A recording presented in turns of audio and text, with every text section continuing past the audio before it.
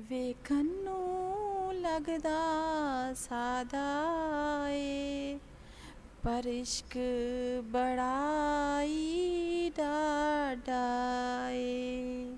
ਜਿਹੜੀ ਇਸ਼ਕ ਦੀ ਖੇਡ ਰਚਾਈ ਏ, ਇਹ ਮੇਰੀ ਸਮਝ ਨਾ ਆਈ ਏ। ਇਹ ਡਾਢਾ ਇਸ਼ਕ ਨਚਾ ਦੇਵੇ, ਪੈਰਾਂ ਵਿੱਚ ਛਾਲੇ ਪਾ ਦੇਵੇ। ਅਰਸ਼ਾਂ ਦੀ ਸੈਰ ਕਰਾ ਦੇਵੇ, ਇਹ ਰੱਬ ਦੇ ਨਾਲ ਮਿਲਾ ਦੇਵੇ। ਚੁੱਪ ਰਹਿ ਕੇ ਬੰਦਾ ਤਰ ਜਾਂਦਾ, ਜੇ ਬੋਲੇ ਸੂਲੀ ਚੜ ਜਾਂਦਾ।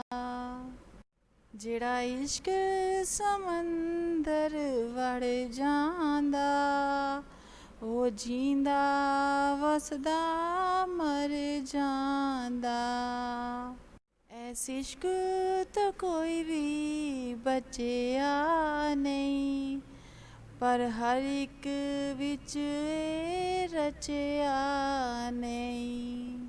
ਐਸ ਇਸ਼ਕ ਦੇ ਖੇੜ ਨਿਰਾਲੇ ਨੇ, ਸਾਧੂਆਂ ਨਾਲੇ ਦੇ ਪਾਲੇ ਨੇ।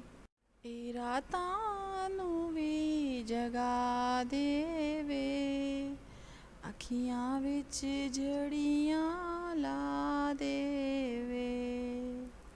ਇਹ ਹਿਜਰ ਦੀ ਅੱਗ ਵਿੱਚ ਸਾੜ ਦੇਵੇ, ਇਹ ਬੰਦਾ ਅੰਦਰੋਂ ਮਾਰ ਦੇਵੇ। ਵੇਖਣ ਨੂੰ ਲੱਗਦਾ ਸਾਦਾ ਏ, ਪਰ ਇਸ਼ਕ ਬੜਾ ਈ ਡਾਢਾ ਏ। ਵੇਖਣ ਨੂੰ ਲੱਗਦਾ ਸਾਦਾ ਏ, ਪਰ ਇਸ਼ਕ ਬੜਾ